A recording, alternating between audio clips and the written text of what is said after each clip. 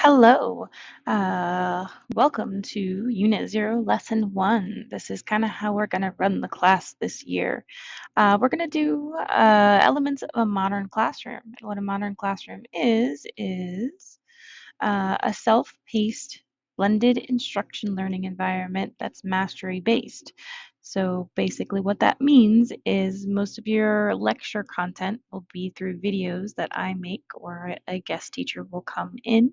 There'll be notes attached to the videos so that you can know what's important, get some mastery. The benefits of that is if you like to go fast, you can speed right through the video, get the notes, get everything. But if you want to go a little bit slower, or if you misheard me, or if you need to kind of go back a little bit, you have the ability to do that where you don't have the ability to do that in a live lecture. That self-paced structure, you'll see in just a little bit, is a um, consistent stream of assignments and what to do next. So once you finish one thing, you always know where you're going from there. So if you work a little faster again, that's fine. There's more than enough to help you better your understanding. But if you work a little bit slower, there's things in place for you as well. And mastery-based grading means that you have to prove to us that you know the material before you can move on. Now, it doesn't mean it's a one shot and done. It means that we're working towards mastery, so we allow revisions. So you'll get most of your work back to redo if it's kind of not up to snuff or if there's some misconceptions. The reason why I'm looking into doing this year and doing it is it has a lot of benefits for students. First, it allows you guys to work at a pace that you're comfortable with to better understand the materials. That doesn't mean you can't not work when you're in class, but that means that we're not pushing you forward. So in lectures, if you don't get something, you can, you know, take the time to understand it. It gives you chances to revise your work to better your understanding and your grade. There's a clear unit plan or clear steps, roadmaps, and learning targets for you guys to follow so you know where you're going. And then the blended learning allows me time to work with you guys individually or in small groups to help where I'm needed. It's also been shown to increase skills that are needed for college, something like self-regulation, pacing yourself, time management. All of those I saw as benefits so that I wanted to try this model this year.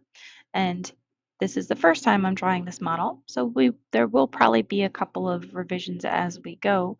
And I'll also give you guys the opportunity to say if you like it, if you don't. There's definitely good things about it.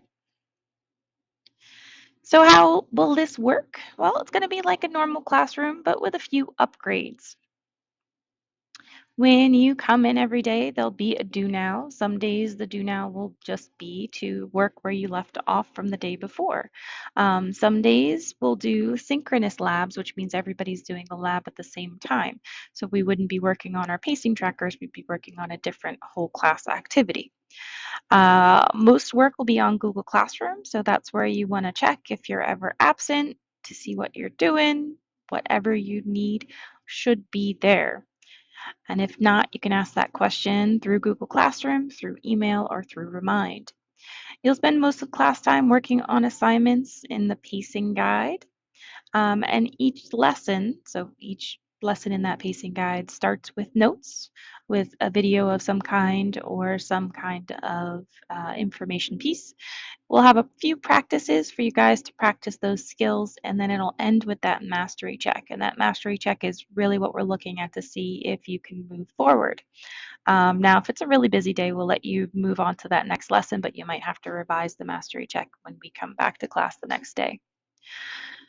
Most of the time, there'll be a reflection just to let us know how you feel you did with the content. Was it hard? Was it easy? And again, this is the first year that I, as a teacher, am doing this, so I really want your feedback to make it the best that it can be. Each assignment or each lesson is broken down into assignments. Must-do assignments is the minimum amount of work that needs to be done. So that'll get you like an 80, 85. Um, but it'll also give you that minimum understanding. These will almost always be in gradebook.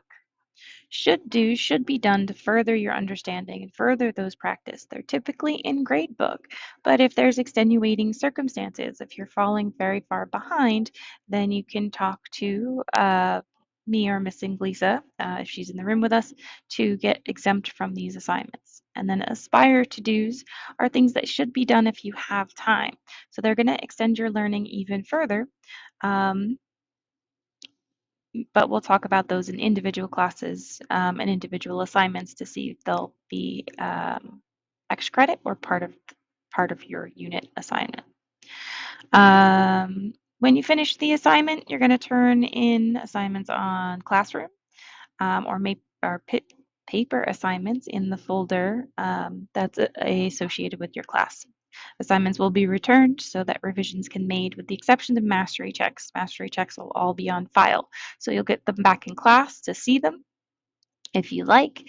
You'll get them back in class for revisions, but they have to be done in class and individually. So that's the end of our first video here. If you need to, take a brain break, take a minute, answer these would you rather questions. If the person next to you is done too, you can talk them through with them. Feel free to take a walk around the room. Don't interrupt anybody else's learning, but you're going to go on to that second video as soon as you're ready.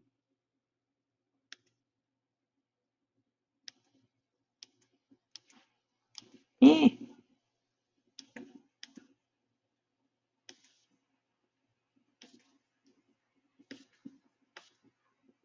I think I froze up.